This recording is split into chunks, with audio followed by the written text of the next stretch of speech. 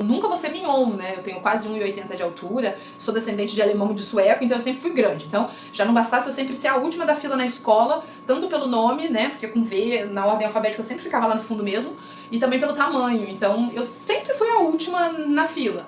E na minha época de escola, eu estava no colégio de freira, né? Muito famoso no Rio, e muito conhecido, com um estudo maravilhoso, e eles sempre prezaram pela parte cívica, religiosa. E então todos os dias nós tínhamos aquela fila para cantar o hino nacional, para orar, e eu sempre era a última da fila. Tanto porque eu era muito alta, quanto porque meu nome ficava no final da ordem alfabética. E eu, na minha cabeça, me sentia também, eu era uma das últimas sempre porque eu era a mais gorda, né? E eu fazia essa analogia na minha cabeça. Enfim.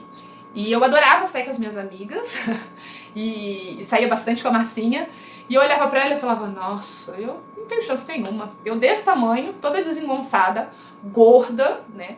Apesar que eu sempre fui tirei muitas notas boas, porque o meu comprometimento com a escola era bacana, assim, eu gostava realmente de estar ser a primeira aluna da sala, eu brigava por causa disso, porque na minha época a gente ganhava medalha, tudo por isso, era bem bacana o incentivo. Então, mas eu me sentia o patinho feio, né? E eu olhava pras minhas amigas e falava, nossa, vamos sair. Aí a gente saía, eu olhava e falava, eu, gorda, grande, desengonçada, porque eu me sentia desengonçada. Apesar de eu ter feito balé lá atrás, quando eu era pequenininha, né? Gente, eu fiz balé, mesmo sendo rechonchudinha, viu? Fiz balé, sim. Então não desanimem as crianças rechonchudinhas. Vamos colocar pra fazer atividade física. Olha aí a prova que eu fiz balé pra vocês.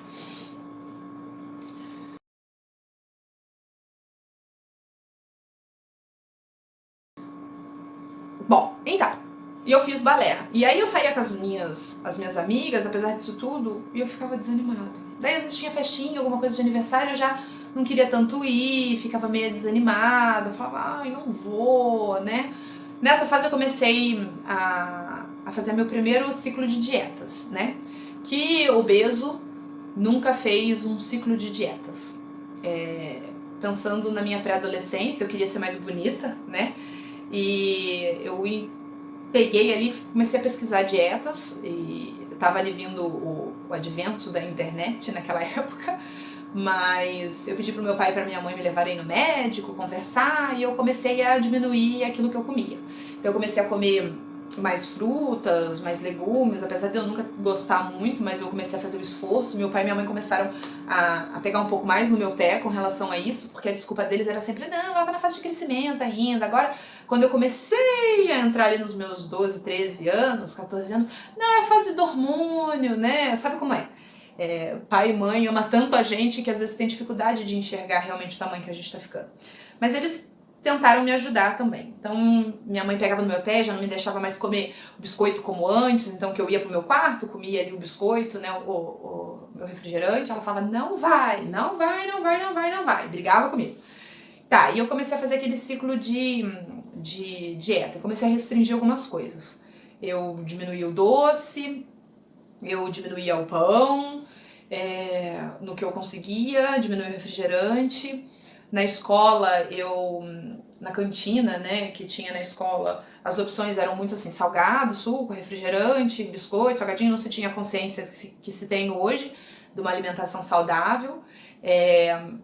Mas enfim, eu acabava trocando o salgado frito pelo salgado assado, trocava o refrigerante pelo suco, e assim eu dei uma emagrecida, né? Então eu continuava sendo grande, sendo a maior da minha sala na pré-adolescência, mas eu dei aquela afinadinha.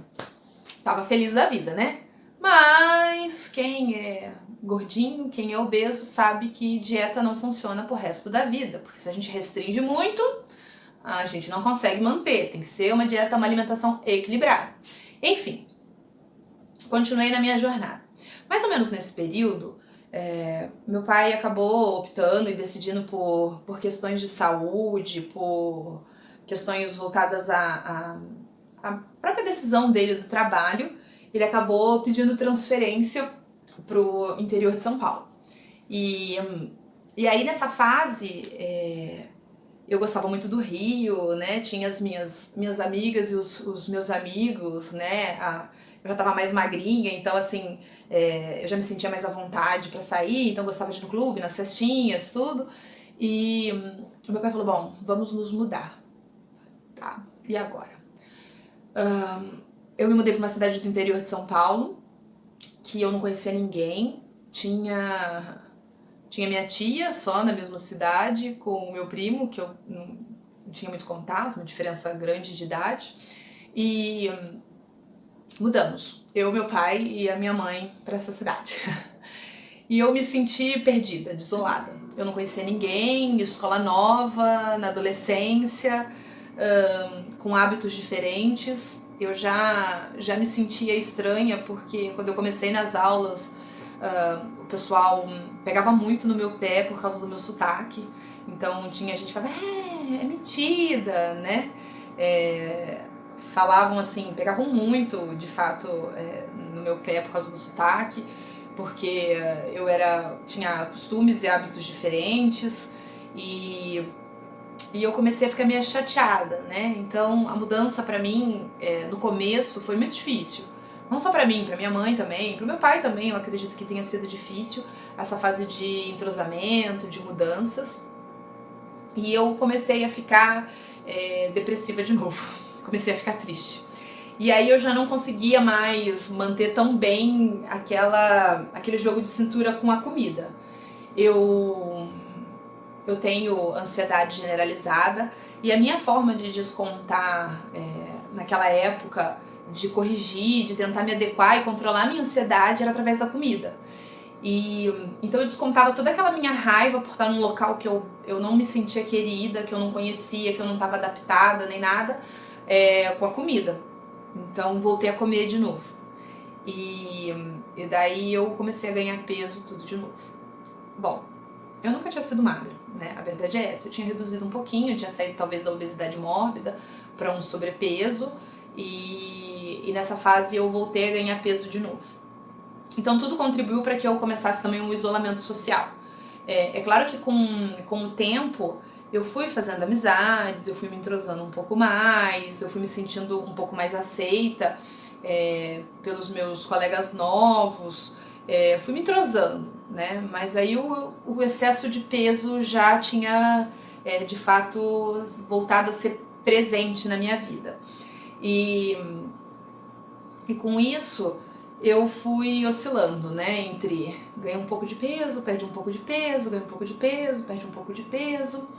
Eu terminei o terceiro ano, né, o ensino médio, e eu já tava um pouco maior, mas nessa fase eu já tava namorando, eu já me senti um pouco mais forte para lidar com o bullying, né, para lidar com os olhares tortos das pessoas, com preconceito. E eu falei, bom, eu vou fazer alguma coisa da minha vida, né? Primeiro eu tinha prestado faculdade, eu tinha prestado vestibular para fazer zootecnia na USP, e eu decidi mudar um pouquinho e eu falei, não é isso que eu gosto de cuidar das pessoas, eu quero auxiliar as pessoas com relação à saúde.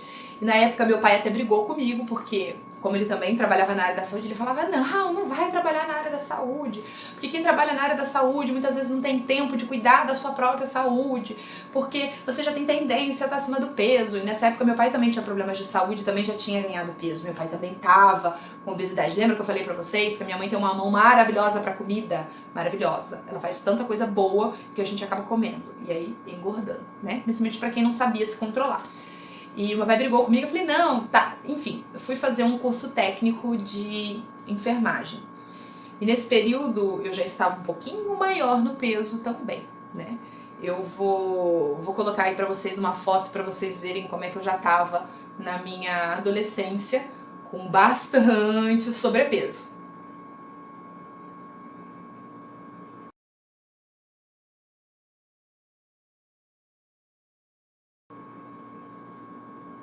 Bom, tá aí, provei, hein?